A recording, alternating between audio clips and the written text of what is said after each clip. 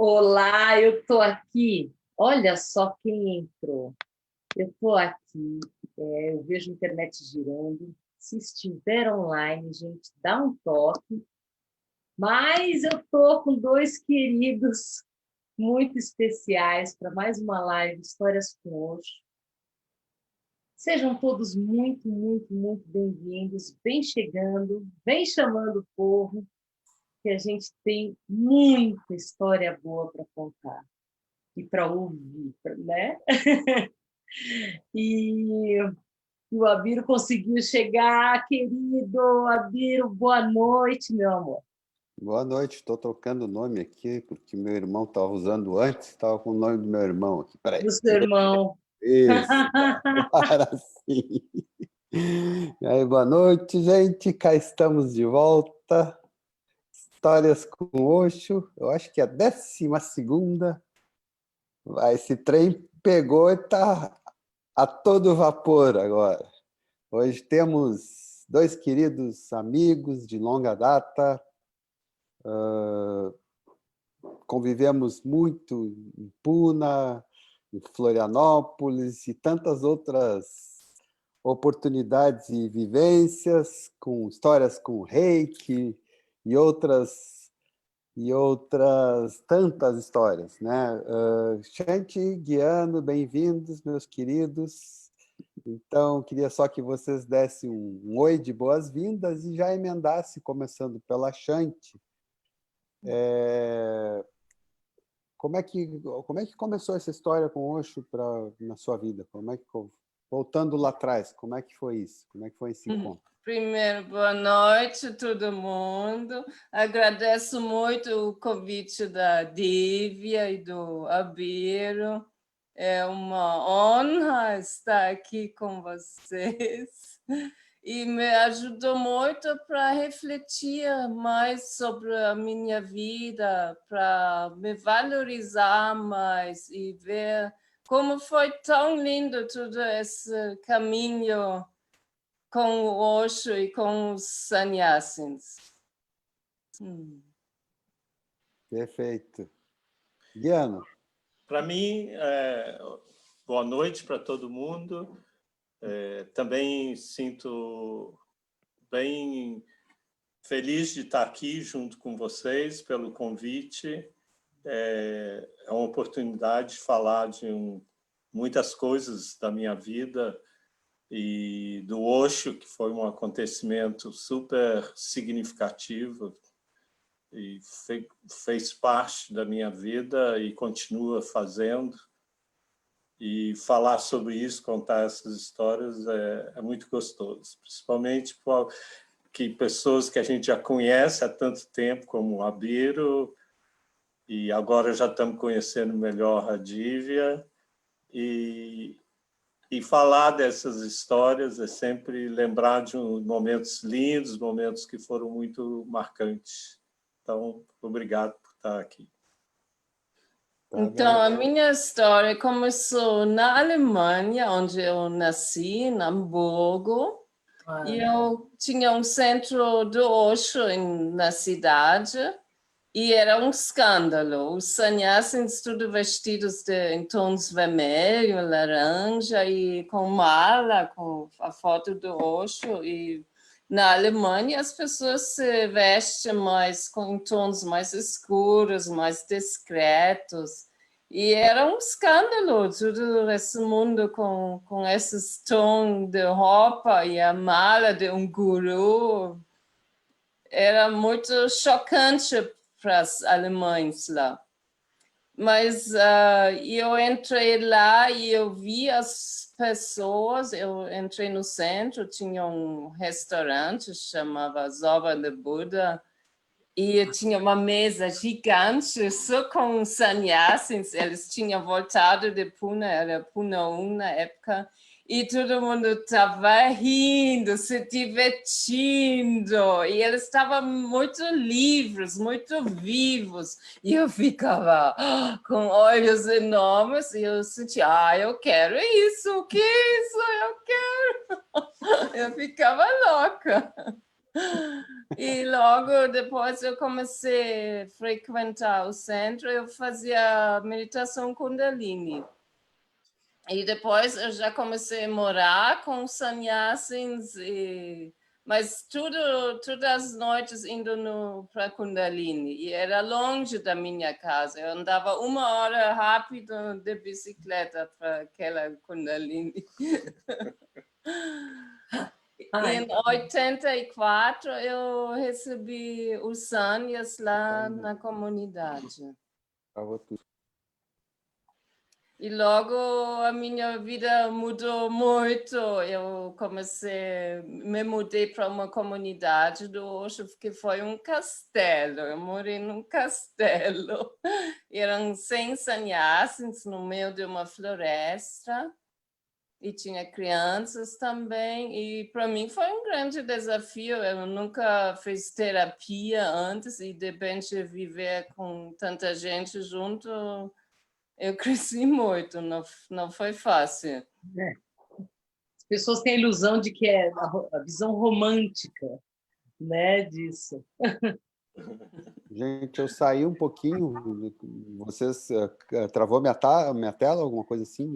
Saiu a tela para mim. Assim. Não ouvia mais nada, não via mais ninguém. Daí, tá me ouvindo agora, Shanti?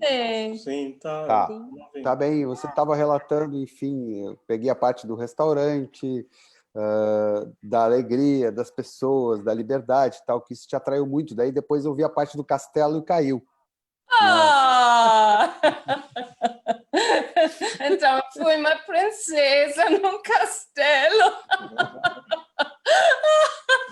Me diz uma coisa, que ano foi isso? Foi final dos anos 70, é isso? Não, eu recebi o sannyas em 84 e logo eu fui para o Não, mas isso foi antes, né? Puna 1, que você refere... Não sei, quando eu vi as pessoas pela primeira vez estavam voltando de Puna 1. Então deve ter passado um tempo. E da Alemanha você foi direto para Puna? Não, eu morei em outras comunidades na Alemanha, além do castelo, e depois eu fui para Puna quando o Osho já tinha voltado para Puna. Tá, e esse castelo, qual é a cidade que era? O castelo chama Rajnistadt e era numa vila perto de Göttingen, Kassel. No meio da Alemanha, no meio de uma floresta. Porque você estava falando, eu lembrei assim que na Alemanha o Osho tornou-se muito conhecido, né? Ele porque tinha os grandes negócios, as discotecas, os restaurantes em Hamburgo, né? Em Berlim, discotecas, isso porque eu sei de memória, eu não frequentei, mas eu sei de memória de ouvir falar. Eu conheci até um sannyasi lá em Puna que me convidou uma vez para trabalhar em Hamburgo num restaurante. Tinha os grandes business de sannyasis na época, né? Grandes e todas as falas que eu ouço que eram discotecas muito frequentadas pelo público em geral, porque eram muito bons locais de, né, tanto restaurantes quanto... Você pegou essa época lá em Hamburgo? Sim, as discotecas eram espetaculares, com mármore, chão bonito, tudo muito bonito, e tinha alta energia para dançar, era muito bonito. E sempre tinha uma noite especial que abria só para os sannyasis. Olha, que legal isso! E era muito fácil a vida. Você poderia chegar em qualquer cidade e tinha um centro de meditação e lá já tinha namorados e tinha trabalho, tinha tudo onde ficar. A vida era muito fácil. Sabe que eu lembro, naquela época não tinha internet, não tinha celular. E eu lembro de ter uma lista com centros de meditação no mundo todo. Então, qualquer lugar que você fosse, você tinha um local de referência, de hospedagem, de trabalho, muitas vezes você tinha trabalho, né? nesses restaurantes, nas discotecas, nos grandes business, tinham sempre oportunidade de trabalho, então era muito bom isso. Eu lembro de um trecho da minha vida que eu precisei ir para a Coreia, fui para a Coreia do Sul e fui recebido, foram me buscar no aeroporto, passei 3 dias que eu tinha que sair e voltar para o Japão, onde eu morava na época, meu visto tinha acabado, e foram me buscar no aeroporto, me trataram super bem, uma casa linda, com um jardim lindo, tinha um alemão, tinha um indiano, era assim muito bom ter essas conexões, né? Mas fala mais um pouco, agora você, Guiano, depois a gente volta para Shanti, né? Como é que foi isso? Como é que surgiu o Osho no engenheiro, assim, o engenheiro, o professor, como é que foi isso? Não é engenheiro, é físico. É físico, Abílio. Na época, eu fazia pesquisa em física quântica, a famosa física quântica, trabalhava na Universidade Federal do Rio de Janeiro e dava aula. E tinha uma vida super organizadinha dentro desse padrão de trabalhar e tal, numa universidade. E nessa época eu fiz uma terapia chamada Fischer-Hoffmann, que isso foi em 1979. E nessa terapia eles usaram a meditação dinâmica e a meditação Kundalini. E essa terapia era longa, era um curso de 3 meses. E tinham vivências de final de semana que a gente ia para uma fazenda e tinha vivências intensivas nesses finais de semana. E lá eles usaram a meditação dinâmica e a meditação Kundalini. E aquilo me atingiu de uma maneira assim, muito diferente do que eu estava acostumado. E eu fiquei muito tocado, muito impressionado. E quando acabou esse processo, eu comecei a investir. Falei, mas o que é essa meditação aí? Da onde que veio? O que é essa história? E fiquei sabendo que era, na época, era de um guru maluco que, lá da Índia, que fala sobre tudo, fala sobre drogas, sobre sexo, sobre dinheiro. E eu falei, mas a meditação é muito legal, me deu uma vivência assim, fora do comum. E eu fui atrás, e eu morava no Rio de Janeiro, né, nessa época, e descobri que existia um casal perto da onde eu morava que tinham voltado de Puna e que estavam nessa casa lá e que davam sessões. E aí eu fui lá, fiquei conhecendo, e eles ofereciam um espaço deles para quem quisesse meditar. E eu fui lá e falei, eu quero fazer meditação dinâmica. Mas não era um centro com várias pessoas frequentando, era a casa deles. Só que eles, como davam sessões atendiam, eles falaram, tá bem. Aí fizeram uma sessão comigo de dinâmica, fizemos junto. E eu falei, legal, eu quero continuar. E aí, todo dia de manhã, às 6 da manhã, eu ia lá e eles pararam de fazer a meditação e eu ia e fazia sozinho. Eu meditei durante 6 meses, sem parar, todos os dias, fazer a meditação dinâmica. E aquilo virou a minha vida de cabeça no ar, porque foi abrindo espaços energéticos e de percepção e tudo. E eu comecei a querer conhecer mais profundamente. Aí descobri um ou outro livro do Osho, que eram muito poucos na época que existiam publicado. Eu lembro um deles que me tocou muito, era Eu Sou a Porta, que era um livro do Osho que, na época, muito legal. E aí eu falei, eu quero ir para Puna, eu quero conhecer esse mestre indiano, eu quero ir para a Índia lá. E fui conhecer o Osho num período de férias da universidade, eu fui para lá e cheguei lá, isso era Puna 1 ainda, em 1980. Uau! E cheguei lá e E aquilo, quando eu entrei no ashram do Osho e naquela comunidade, e Punaú era era assim, muita gente, completamente cheio, o espaço físico de pessoas, e era muito forte. Para mim foi uma experiência fortíssima, porque eu tinha saído do Brasil, eu falava o inglês que eu sabia era o inglês de ler livro, nunca tinha realmente falado inglês, então era uma língua diferente, uma situação completamente diferente da que eu estava acostumado a viver, né? E eu lembro que quando eu entrei no ashram, naquele dia, todo dia à noite, existia música, que era chamado na época de music group, que era uma sessão de música com a banda que existia no ashram, né?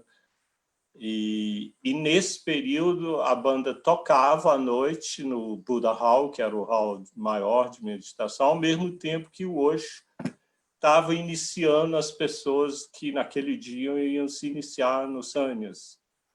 E aí se tocava uma música muito elétrica, muito vibrante, e a gente ficava dançando lá, né, no Buddha Hall. E eu lembro que quando eu entrei no Buddha Hall e naquela atmosfera daquela música, eu senti uma coisa muito forte no coração, comecei a chorar e tal, e fui completamente tocado pelaquela energia, e falei, mas isso aqui é o que eu quero viver, né? E além disso, porque o Asha era um experimento em muitas coisas, que na época eu via falar, tinha todo o movimento que aconteceu antes, né, dos hippies, de abertura da sexualidade, de abertura dos modos de viver, de comportar, as pessoas perdendo a inibição, sendo mais autênticas. E lá isso estava acontecendo no dia a dia, não era uma coisa assim que você encontrava um ou outro, era todo mundo. Então era o lugar onde que eu me senti, mas isso aqui é onde que eu quero viver. Então eu decidi que não ia voltar mais para o Brasil, não ia voltar mais para a universidade, que aquilo não fazia mais sentido para mim. A minha vida, eu queria viver aquilo ali. E fiquei lá. E escrevi para a universidade, pedi a minha demissão e fiquei lá. Agora eu vou ficar aqui para sempre. E quando eu recebi a iniciação do Osho, né, na época ele ainda estava iniciando diretamente, e é uma experiência única, né? Foi sentar de frente para ele, assim, com ele a 1 metro de distância, e aí ele vem com aquele dedo e toca no terceiro olho. E foi uma experiência de vazio, na realidade. Eu esperava que eu ia sentir um monte de coisa, luz, Fogos de artifício. ia ser uma explosão. E foi uma experiência de vazio. Sumiu tudo. Sumiu ele, sumiu eu, sumiu... não tinha som, não tinha nada, mas eu estava presente naquela experiência ali. E quando eu voltei a perceber as coisas novamente, ele estava tirando o dedo. Então, é como se o dedo chegou, parou tudo, e depois ele tirou o dedo, aí eu voltei para perceber o que estava acontecendo. E aí ele começou, o seu nome vai ser esse. Papai escreveu ali na hora, Paritosh Guiano. E aí começou a falar do que é o significado de Paritosh, qual o significado de Guiano e tal. Conta pra gente, então. E o significado Paritosh é contentamento e Guiano é sabedoria. Então, é a sabedoria do contentamento. que é uma coisa que a gente vai aprendendo o resto da vida, o que significa. Essa sabedoria E muda, né? E vai mudando, né? Você acha que acha alguma coisa... Diano, o Osho sabia direitinho qual botão apertar para parar o negócio. Você não aprendeu com ele? Se fosse tão simples, né? Se desse para levar aquele dedo, gente. Mantenha apertado, por gentileza. Não tire mais o dedo. Volta, põe de novo. Eu quero ficar assim. É só um gostinho, mas um gostão, né? De fato, é aquela coisa que a gente imagina que não volta para uma vida comum sem uma busca nunca mais mesmo.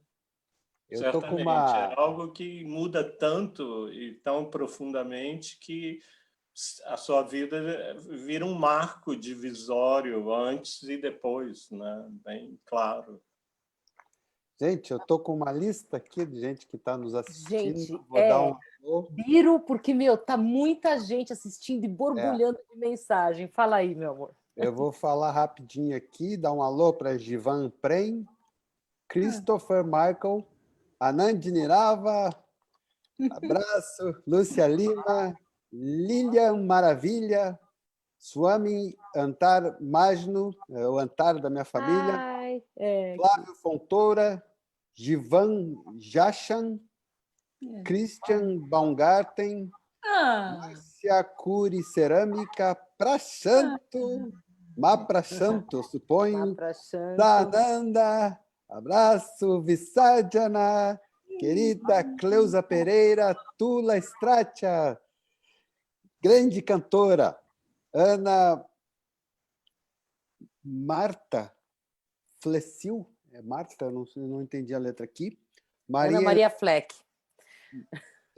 Ana Maria Fleck, então. Maria Helena Farias, Marcelo Leite, Satibode, querido Fabiane Nascimento. Olha essa gente toda com a gente. Estamos aqui. Tem um monte de mais gente aqui. É muito legal receber esse contato de vocês. Quero avisar assim, que a gente trata com muito carinho todo mundo que está recebendo essas lives e participando. Todos são super, super bem-vindos. E depois a gente olha com carinho todas as mensagens. Adoraria falar tudo o que está acontecendo aqui para vocês, mas eu quero ouvir mais histórias, porque esse foi o começo, né, gente, de vocês dois. E aí? Eu quero saber um pouquinho, gente. Encontramos.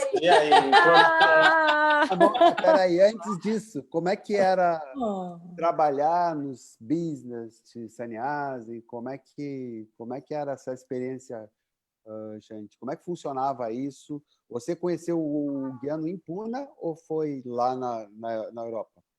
Não, a gente se conheceu em Pune, na comunidade, em Pune 2. E antes eu estava em várias comunidades na Alemanha. Eu fiz de tudo lá e foi muito intenso. Não é só o trabalho, porque trabalhando com seres humanos tem coordenadores chatos, ou eu como coordenadora posso ser chata também. Tem o lado da luz e do lado escuro do ser humano. Sim. Então, era muito divertido e muito difícil ao mesmo tempo. Certo. Tinha um chamado também, sempre assim, né, para, digamos, te tirar da zona de conforto, né? Eu sentia isso constantemente com o Osho, isso, assim. Você achava que estava tudo certinho, tudo tranquilo, daqui a pouco puxava o tapete, mudava tudo. Né? E muita situação de desconforto, às vezes, também, né? Junto com toda a beleza. Isso, eu acho que é o que tornava isso tudo sempre tão rico, né? E aí, como é que foi? Foi para Puna, encontrou o Na Guiano, quando é que foi isso? Na verdade, eu comecei porque eu gostava muito dos swamis, dos sannyasis, achava lindo, uns deuses. E eu comecei assim, eu não entendia nada de mestre, meditação. E quando eu me aprofundei, quando eu estava meditando todo dia, já que eu fazia sem saber por quê, mas eu sabia que eu preciso fazer isso. E aí, de repente, me veio, uau, e um mestre, e meditação, e tem muito mais aqui que só se divertir e só sexo, é muito profundo onde eu entrei. E aí começou a grande viagem, que está continuando, e acho que vai continuar até o nosso último suspiro. Gente, Sim. voltando na Alemanha, assim, ainda na Alemanha, como é que foi a reação da família com você, com o fato da entrada do Osho, assim? Como é que foi a reação da família? Tá, a primeira vez que eu cheguei em casa com mala e vermelho, meu pai estava sentado no sofá lendo jornal e ele me viu e puxou o jornal para cima para não me ver. Não é isso, não estou vendo, não estou vendo, não estou vendo, deixa eu ler a notícia. E a mãe me olhou e falou, eu já sabia. Mãe. Mas no final, nos últimos 10 anos da vida dos meus pais, eles vieram para o Brasil para morar perto e eles me chamavam de Shanti. Eles respeitaram e estavam reconhecendo a minha transformação e como isso fez bem para a nossa relação. Perfeito. O Osho me ajudou muito para curar a relação com os meus pais. Olha, para todos nós, muito eu acho, bonito. em grande medida. Guiano, como é que foi para você isso, a relação com a família e tal? Bom, a família, eu já morava numa cidade que não era onde que a minha família estava, então já não tinha um contato de família assim diário. Eu tinha a minha cidade original era Juiz de Fora, dali eu fui para Belo Horizonte eu fui para o Rio, e do Rio eu fui para o mundo, porque cada vez eu queria ampliar mais os meus horizontes, as minhas experiências, e o lugar ficava, de alguma forma, limitado, e eu expandia. E depois de Puna, que eu achava que ia ficar para sempre lá, depois do que eu tomei o sangue, uns 6 meses depois, o Osho saiu de Puna e desapareceu, ele foi para os Estados Unidos, né? Então, a comunidade lá começou aos poucos a esvaziar, porque ele era o centro da comunidade. As pessoas estavam lá porque queriam estar com ele, queriam estar na presença dele, ouvir os discursos dele. E ele falava todo dia para a gente, e depois à noite tinha a celebração de Sânias, a iniciação. Então eu falei, quando acabou, a gente foi para onde não tinha mais lá, e eu falei, para onde que eu vou? Aí tinha o mundo inteiro para ir, e é uma sensação muito incrível de liberdade, de você poder escolher aonde que você vai sem ter que ter um lugar para voltar, para entrar no emprego, entrar numa rotina já conhecida. Isso grande salto, né? Foi isso que a Shanti mencionou antes, né?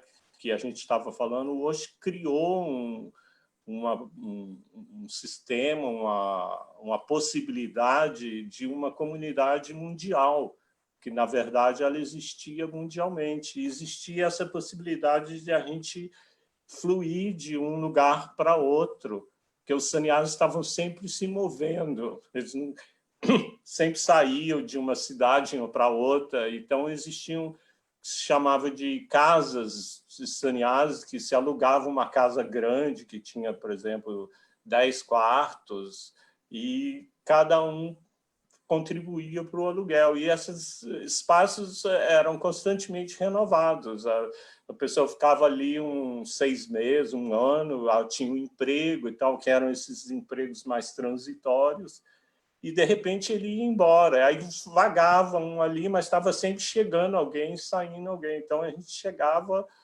já tinha um lugar para... O primeiro contato era o centro de meditação, que a gente chegava e ia para o centro, já fazia uma meditação, já se enturmava ali com o pessoal. O fulano está saindo da casa, tem uma vaga lá, e você já entrava.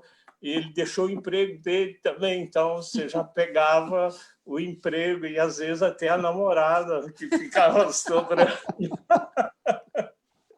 Então, era uma coisa muito de aventura mesmo, muito de incerto, de incerteza, e de o que fosse acontecendo, a gente ia vivendo, tanto de trabalho como de relacionamento e tudo. O que, na verdade, é uma preparação enorme para a vida, para você estar sempre aberto para o que vai acontecer, sem se segurar em certezas que, na verdade, nunca existem.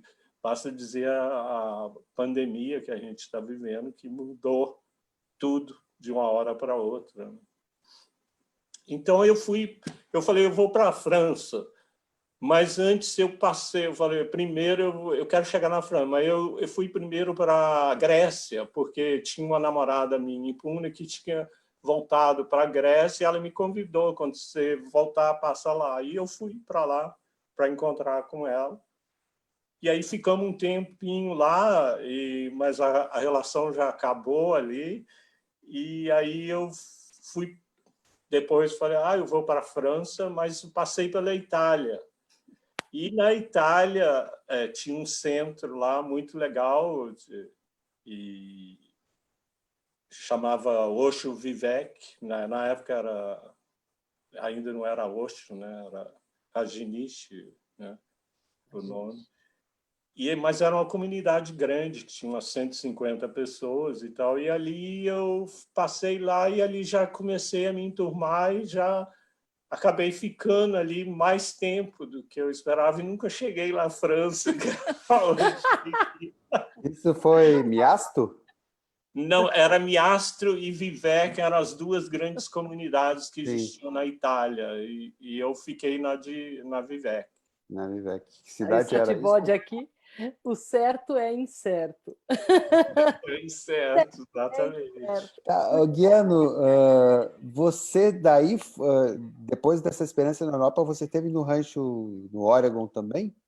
Então, ali dessa comunidade, quando tinha os festivais no Oregon, que todo ano tinha em julho, me parece, tinha um grande festival que todo mundo que quisesse ia para lá, e as comunidades iam. Então, eu fui com essa comunidade, junto com os italianos, que eu fiquei lá 2 anos e meio, quase 3 anos, morando nessa comunidade. E aí a gente ia para o rancho, né, que chamava o rancho, que era a comunidade onde o Osho estava nos Estados Unidos.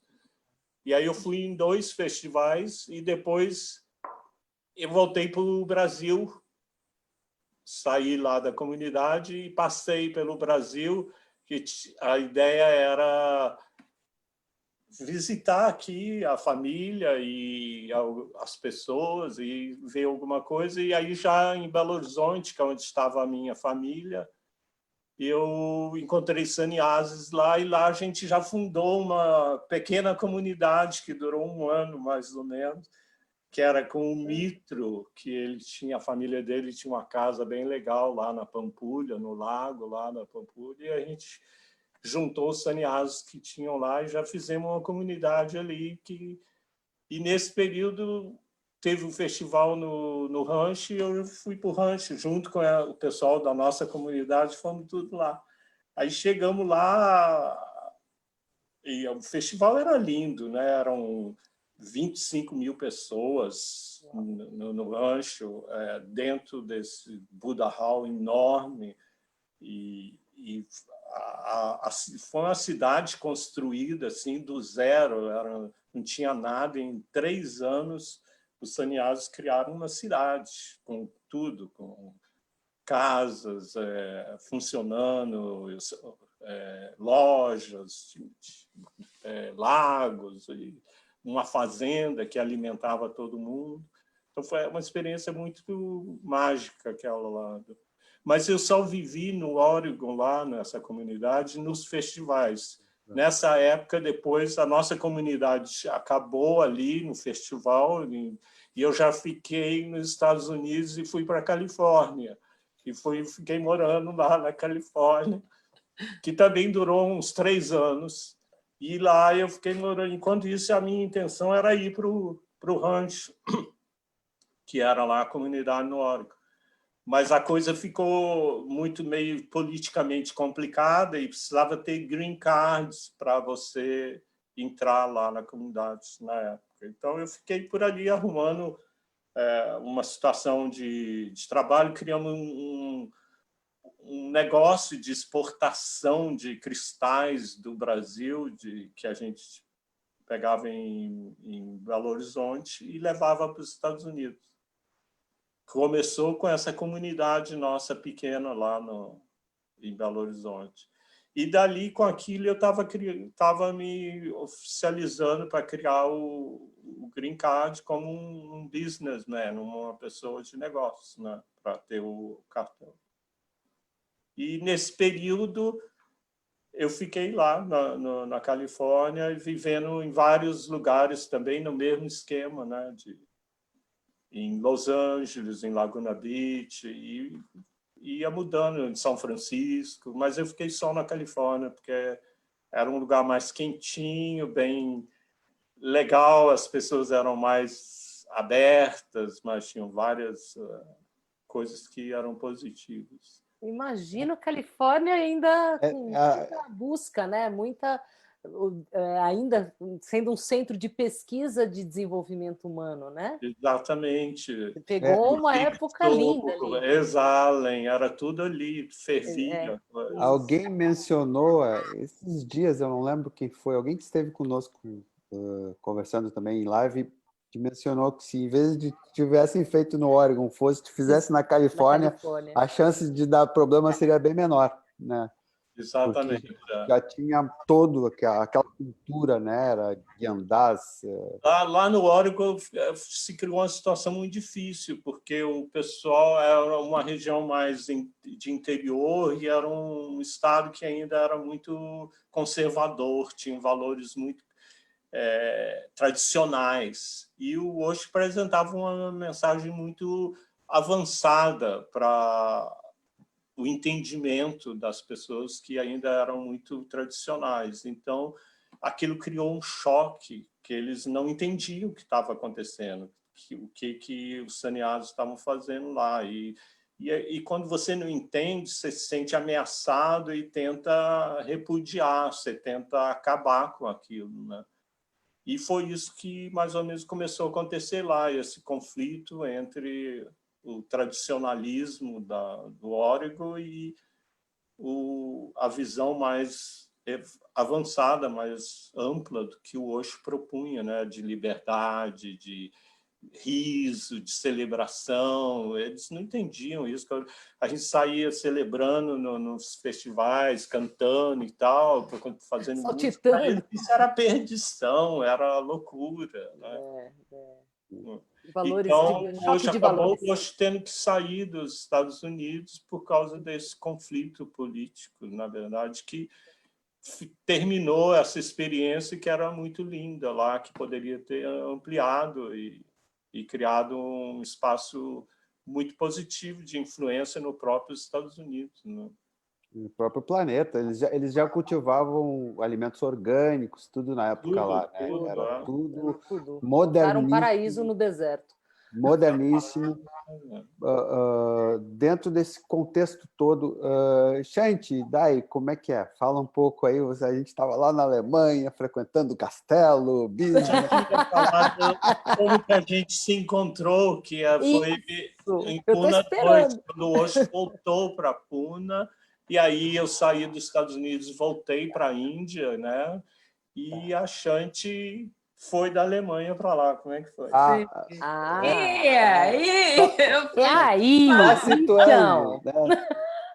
Só situando, o Osho sai dos Estados Unidos e ele passa um ano viajando, foi expulso de 21 países.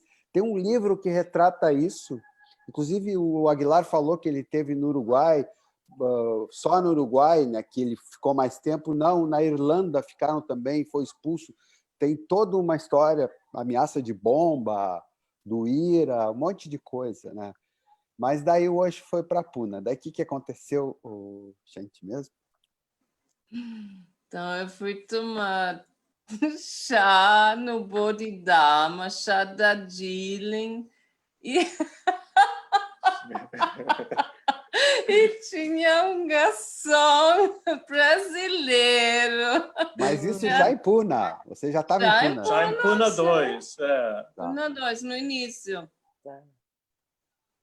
Tá, você estava na Alemanha, saiu, resolveu ir para Puna, e daí foi lá tomar um Darjeeling, um chá. No Bodhidharma. Eu trabalhei 9 era meses. Um café no jardim, ao ar livre, muito bonito. E eu voltava todo dia e ele me servia o chá e eu não resistia. Isso faz quantos anos? Faz muitos anos, já perdi a conta. Olha, eu posso situar mais ou menos, porque... Mais que 30. É bom, assim, mais que 30. 88. Hã? Onde eu conheci a Shanti, e o Guiano foi em Puna também. Né? Eu não conheci o Guiano aqui. E eu fui para Puna em abril de 88. Eu não lembro se vocês já estavam juntos nessa época, mas eu acho que foi mais ou menos isso. Foi exatamente no final de 1987 que a gente se conheceu, então, e lá começamos a nossa jornada junta, que resistiu a todos esses anos, a todas as bagunças que existem na vida sannyasa e que não é nada um caminho linear, mas ele vai mudando, e todos os apelos e todas as coisas que vão levando a vida de um jeito para outro. De alguma maneira, a gente continuou nesse caminho sempre juntos, sempre um apoiando o outro, e foi muito uma experiência muito gratificante de ter uma companheira na minha vida que sempre esteve ali junto comigo, e uma sensação de o coração preenchido e estar sempre ampliando esse amor que existe entre a gente. Eu sou muito grato por essa experiência de poder ter uma alma junto nesse caminho da vida, presente. Tudo por causa do Darjeeling. Tudo por causa do Darjeeling. Tudo por causa de um chazinho, que um feitiço. O Guiano pôs um feitiço nesse chá lá na Índia.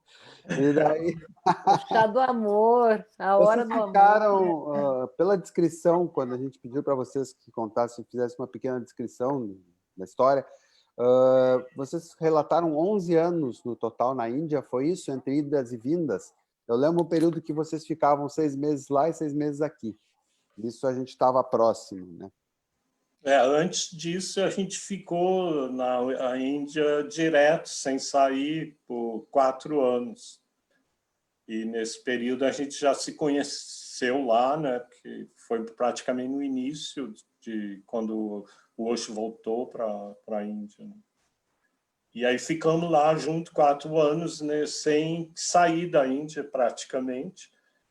E depois, quando o Osho deixou o corpo, em 1990, aí a gente começou a fazer um movimento de continuar vivendo lá na comunidade, mas passando fora 6 meses, dando cursos e trabalhos com reiki, de cura, e vários outros trabalhos que a gente foi criando nessa medida que o tempo foi passando.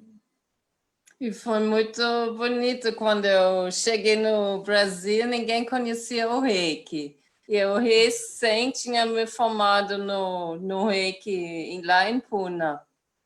E eu nem falava o português, o Guiano traduzia para mim. E aí a gente viajava da Bahia até Porto Alegre, pelo país inteiro, dando iniciação no Reiki. E foi muito, muito bonito. Uma bênção.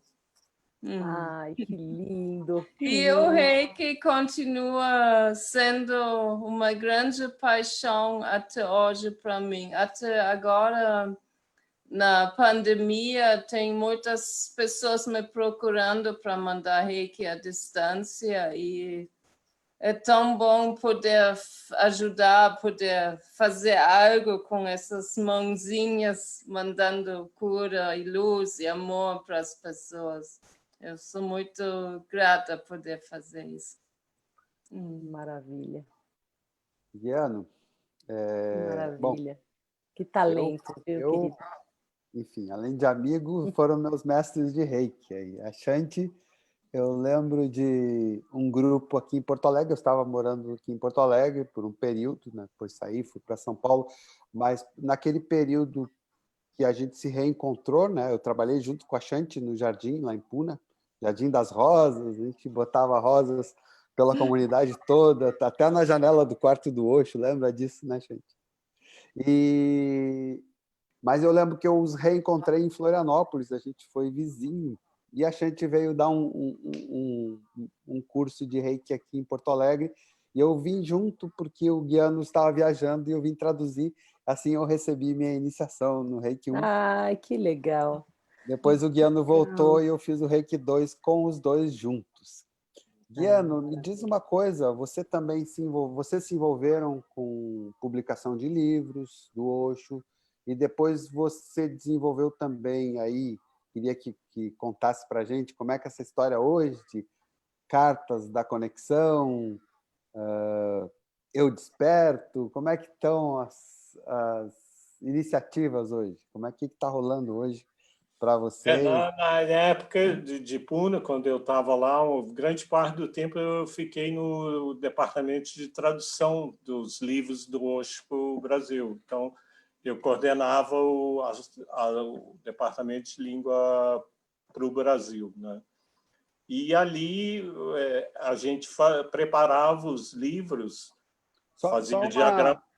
Desculpa te interromper, só uma curiosidade. Os livros, vocês... Porque o Osho não escrevia livros, as pessoas não sabem muito disso, né? Ele falava, ele dava os discursos, e esses discursos eram traduzidos para livros, né? Como é que era feito? Eram vocês... compilados e depois eram feitos os livros, que era... Vocês ouviam os áudios? Vocês ouviam os áudios e transcreviam ou já viam o texto para vocês? Então, existiam pessoas na comunidade que faziam compilações de várias, que aí isso começou que eu hoje falava de muitos assuntos num dia, ele falava de vários assuntos, falava sobre amor, falava sobre política, falava sobre economia, falava sobre mestres, falava tudo. E as pessoas queriam queriam aprofundar num assunto, então começou a fazer um apanhado do que o Osho falava sobre amor, por exemplo, e aí se criava um livro com um título desse. Então, por exemplo, os livros que depois eu cheguei a publicar, eu criei no Brasil uma editora que chamava Shanti Editora, né? Por que esse nome? Não sei por que chamava Shanti Editora. Para viver na paz.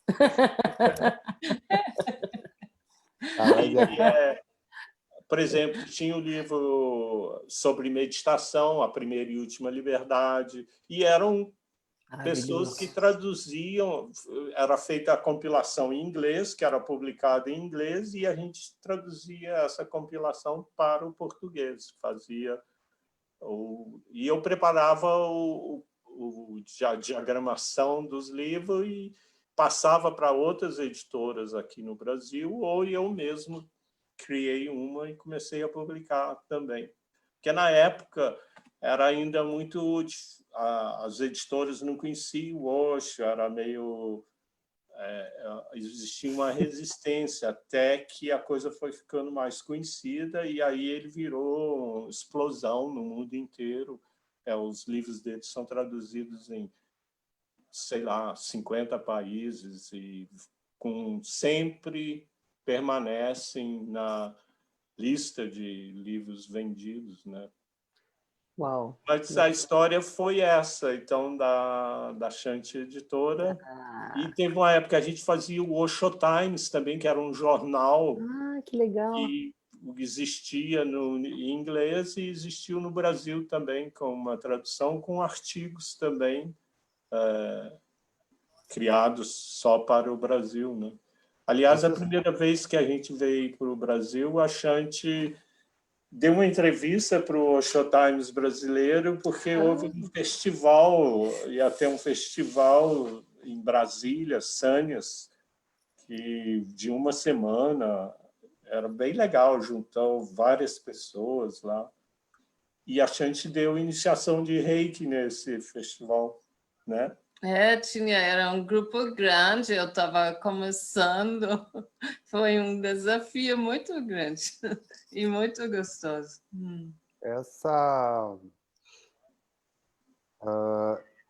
A minha curiosidade foi só, Guiano, com relação às traduções, porque tinha época que as transcrições dos livros eram literais, depois que eles começaram a fazer livros temáticos, né? Que são mais vendáveis, vamos dizer assim, tem mais apelo de marketing, né? Porque os livros antes eram traduções literais. Eu só tive curiosidade se vocês chegaram a ouvir os áudios para transcrever do inglês para o Não, português. quem fazia isso era o pessoal que fazia para o inglês. Tá. Aí, quando ele já estava pronto no inglês, a gente traduzia do texto que já tinha sido feita a transcrição para o português, né? Tá. Mas o desenvolvimento por exemplo, aí tem já que falamos dos livros, esse aqui é um livro Osho, Relacionamento, Amor e Liberdade, de todos os livros que eu publiquei, eu e a Shanty, né, publicamos pela editora, esse era o que vendia mais disparado de todos eles.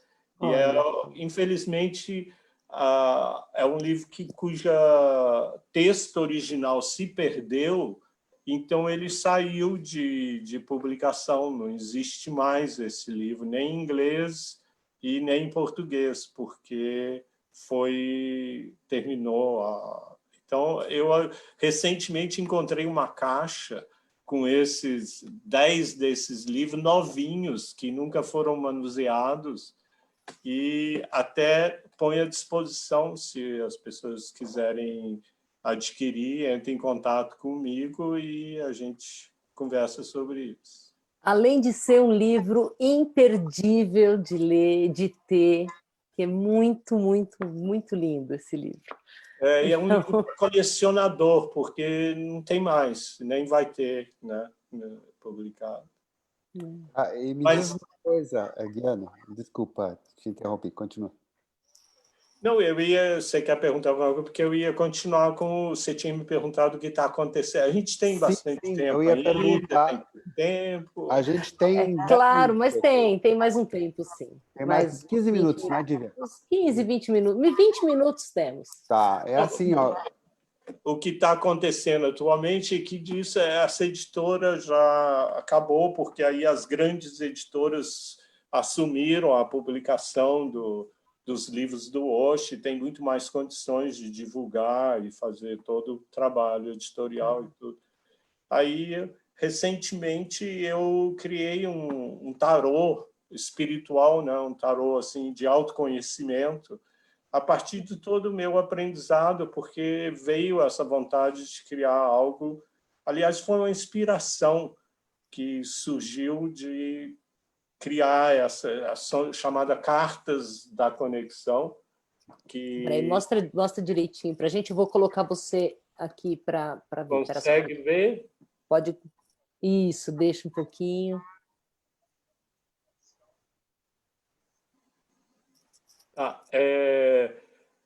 Essa imagem da capa mostra o tipo de imagens. Na verdade, é um tarô com 80 cartas, que são imagens que procura trabalhar com o inconsciente da pessoa e também com o eu superior da pessoa, de modo que ela, através dessas imagens, possa receber mensagens sobre o que está acontecendo na vida dela, dificuldades que ela está tendo, ou caminhos que ela possa seguir, coisas que já aconteceram e coisas que podem vir a acontecer. Então, é um tarô, ele inova no sentido de que ele não tem um texto padrão para a pessoa interpretar cada carta. A carta, quem faz a leitura é a própria pessoa. Ela, a partir do que ela sente, a partir do que a carta revela para ela, ela faz uma leitura. E aquilo pode ser feito individualmente ou pode ser feito num grupo. E é muito mágico o que acontece quando, por exemplo, num grupo de 3, 4 pessoas, cada um faz a leitura das suas cartas para o grupo. E aquilo vai criando uma energia muito profunda em que as pessoas começam a ter insights que revelam aspectos que antes estavam muito difíceis para ela de acessar. E isso vem exatamente do inconsciente e também de uma inspiração, né? Dos guias, do eu superior da pessoa. São cartas mágicas. Que legal. Como é que faz para adquiri-las? Então, tem um site que chama cartasdaconexão.com.br, só que não tem o acento, né? Cartas da Conexão, sem o acento, .com.br, que ali tem uma amostra das cartas, explica como funciona, tem depoimentos, dá para sentir bem, pode fazer a compra por ali mesmo, online. Legal, legal. É uma experiência legal. E, na verdade, isso tudo fecha um pouco, assim, é como se tivesse uma linha invisível que linka todo o trabalho de vocês, assim, com meditação, com o reiki, com a escola que vocês têm também, e aquele trabalho... Tem tanta coisa para falar que a gente nem mencionou. Pois é. Você falou agora da escola. A gente, em uma época, tinha uma escola de mistério chamada Templo de Luz e Amor, e era um trabalho que a gente fazia com um grupo de pessoas regularmente, e esse grupo continuava a se encontrar a cada mês ou a cada mês e meio, e a gente fazia as meditações ativas do Osho, fazia a dinâmica, fazia a Kundalini, e era assim, um final de semana que a gente fazia uma imersão e aprofundava. E algumas delas estão aqui hoje. Algumas dessas pessoas estavam nos nomes que vocês leram, e é muito bom ouvir o nome. Pessoas que ficaram marcadas dentro do coração da gente para sempre, porque foram vivências muito profundas, pela continuidade que tinha, né? Até aproveitando... tem um monte de mais... A lista aumentou aqui, viu, aumentou. gente? Aproveitando que essas pessoas estão assistindo, a gente pede a elas que dêem um like, que isso ajuda a propagar, né?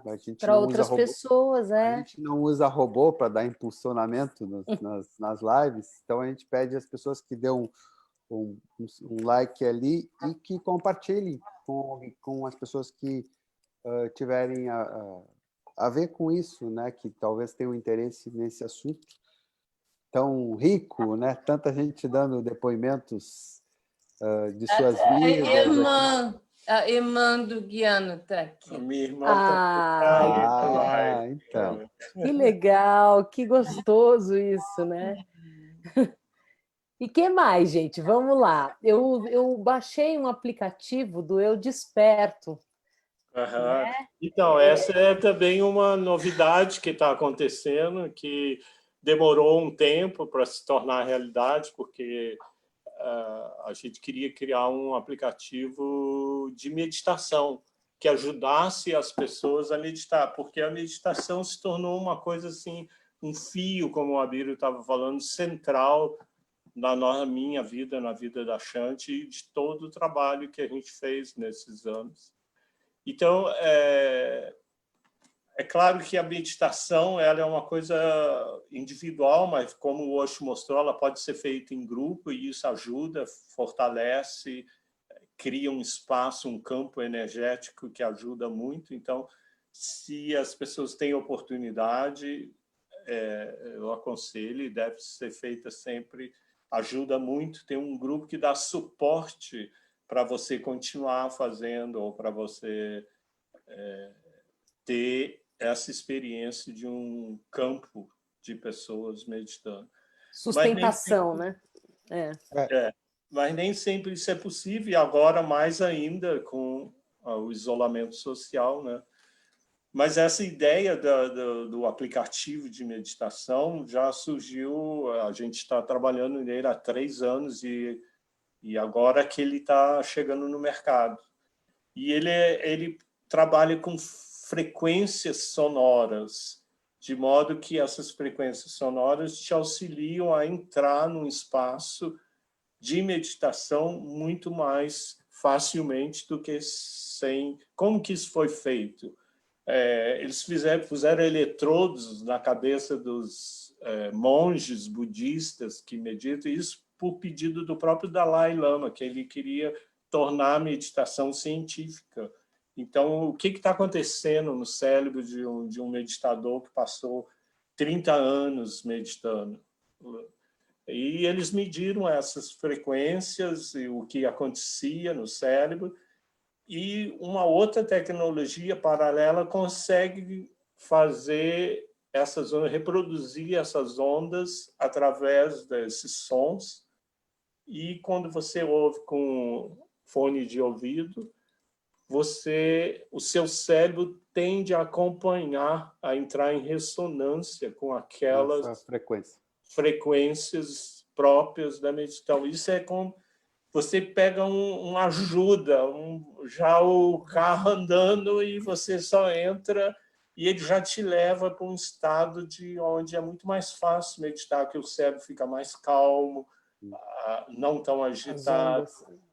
Eu posso dar um depoimento. O próprio processo meditativo que demora muito tempo para você conseguir fazer isso, né? Às vezes demora anos. Eu posso dar um depoimento que eu fui atender um cliente numa empresa, enfim. Cheguei lá, a diretora de recursos humanos estava com uma enxaqueca terrível. Eu chamei ela, levei ela para um lugar mais reservado, um pouquinho mais escuro, e apliquei reiki. E ela ficou maravilhada com aquilo. E depois eu fiquei meio com fama de bruxo lá, né, no local. E aconteceu de uma funcionária dela, a diretora de recursos humanos, uma funcionária dela fez a iniciação em reiki, foi dar uma sessão e não conseguia dormir depois. Não sei o que aconteceu. Eu liguei para o Guiano e pedi um auxílio. O Guiano me mandou com aquela vozinha calma dele, falando, né? E me mandou um áudio desses. E eu passei para a pessoa, dito e feito. Acabou o problema do sono. Me relatou, me agradece. Meu conceito de bruxo cresceu mais ainda depois. Tudo por causa do Guiano. Então, o aplicativo tem mais coisa, não é só meditação, ele tem várias. Esses áudios você pode usar para saúde, bem-estar, para dormir, para foco, inclusive, para trabalhar, para manter o foco, para não ficar cansado mentalmente. Então, são várias áreas que ele cobre. Então, você pode escolher a área, dependendo, e tem as sugestões, tem um curso básico para essas áreas. E você pode experimentar grátis, a pessoa pode baixar o aplicativo, e tem uns áudios de demonstração grátis.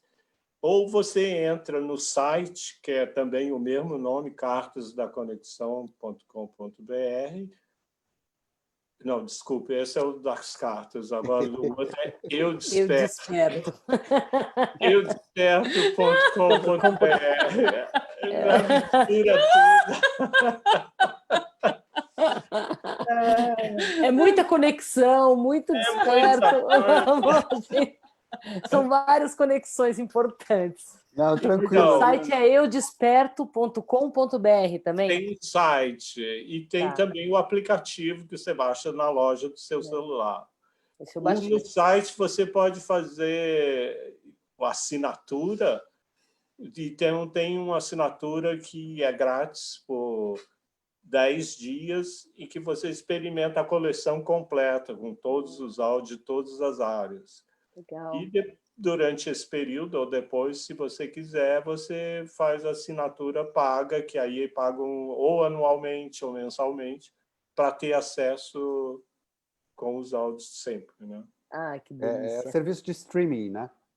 É um serviço de stream, você pode, inclusive, baixar o áudio para o seu celular e ouvir sem conexão com a Sem internet. conexão também? Ah, possível. Ah, que legal. Maravilha.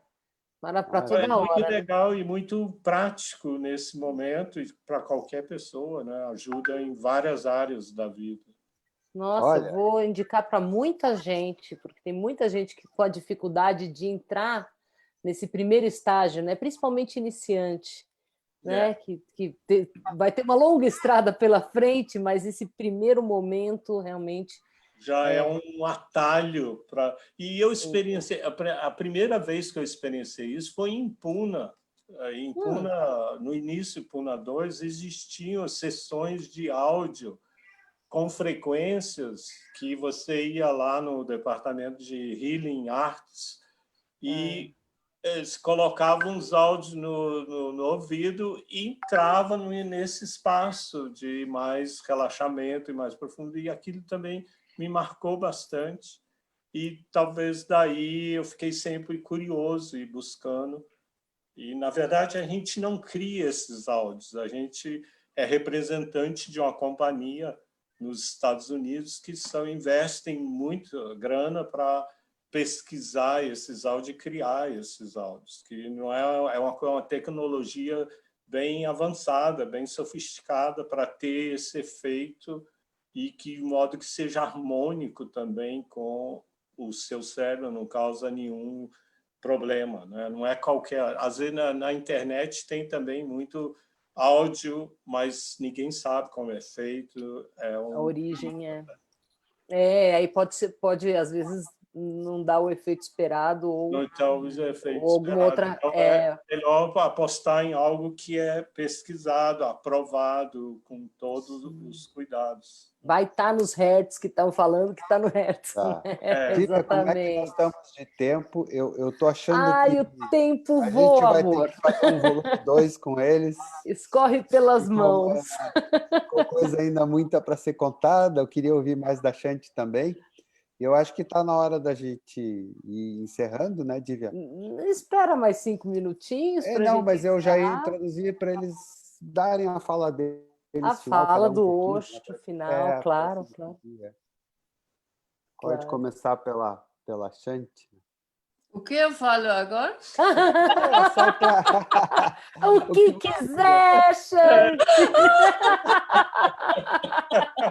O que você quiser. Eu não posso sair daqui sem ter falado da biodança, que Sim. eu trabalhei por 1 ano e meio dando aulas e é um instrumento fantástico para a cura das pessoas, trazendo amor para esse mundo. E eu sinto muita falta. Agora, eu parei em março com a pandemia, estamos em pausa com a biodança, e eu sinto falta.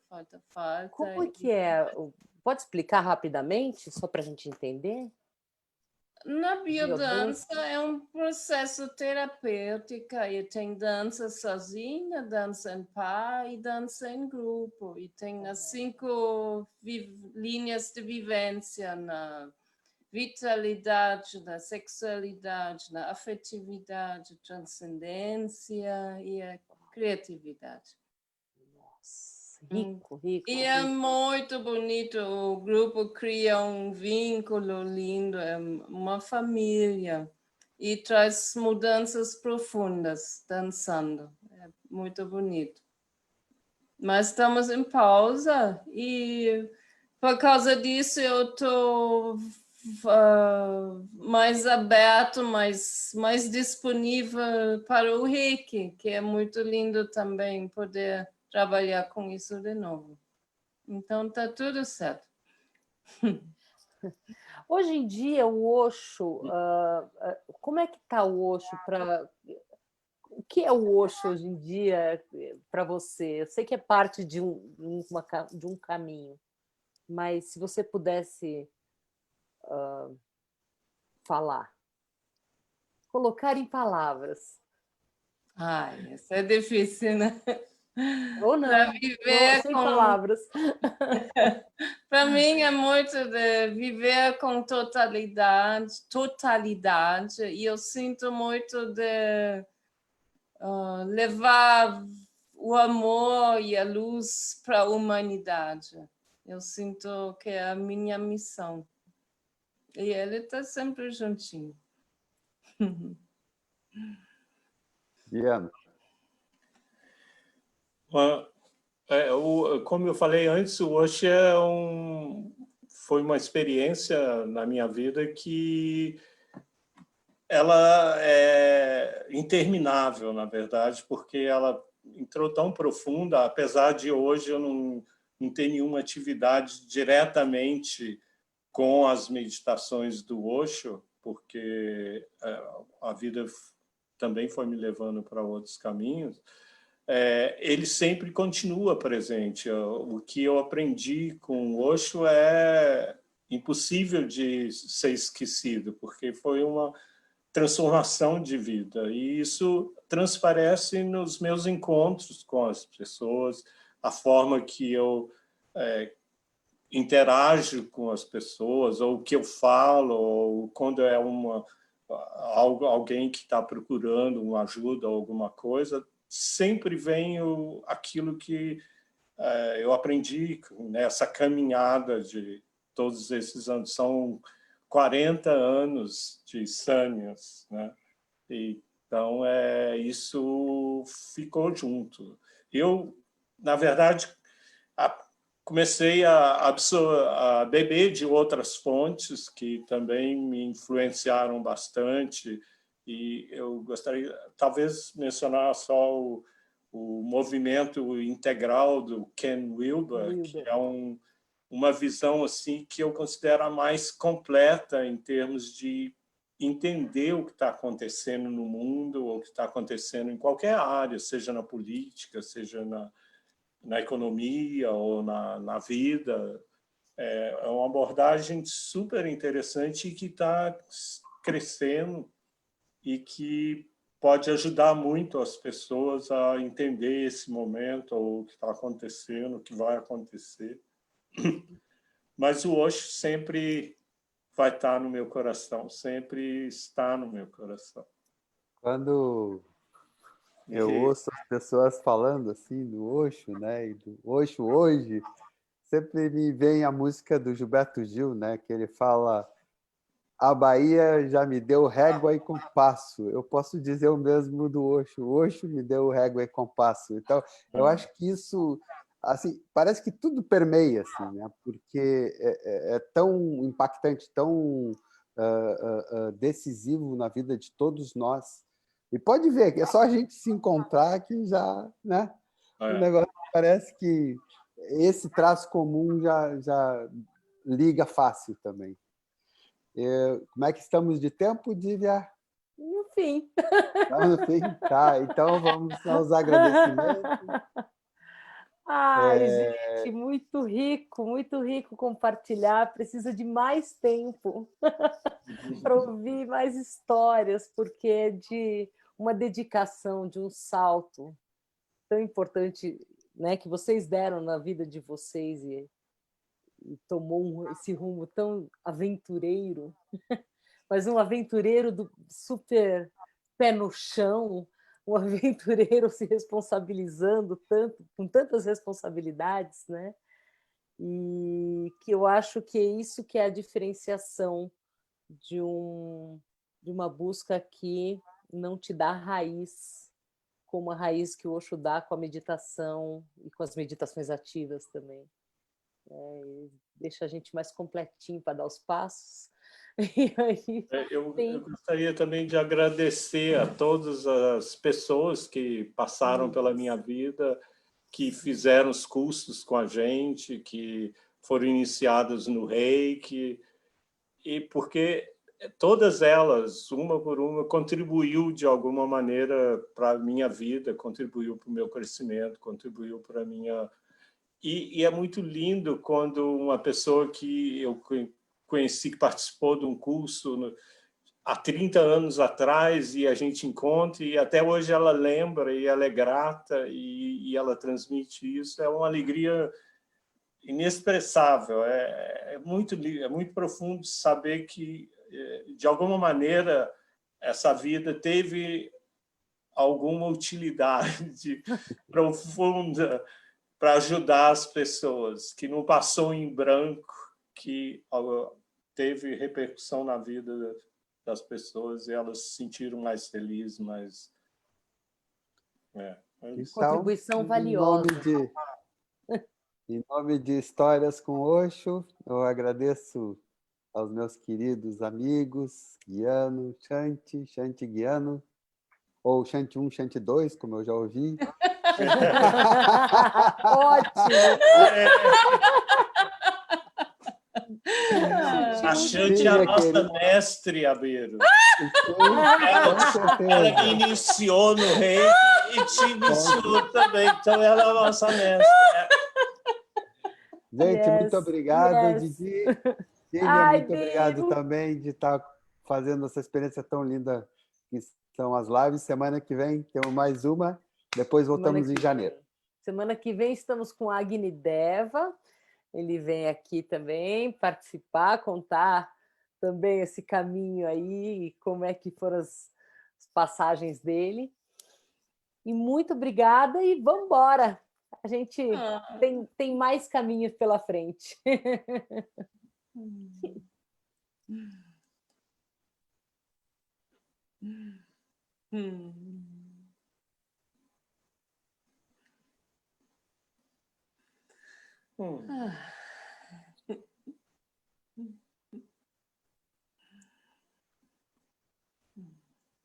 Tchau!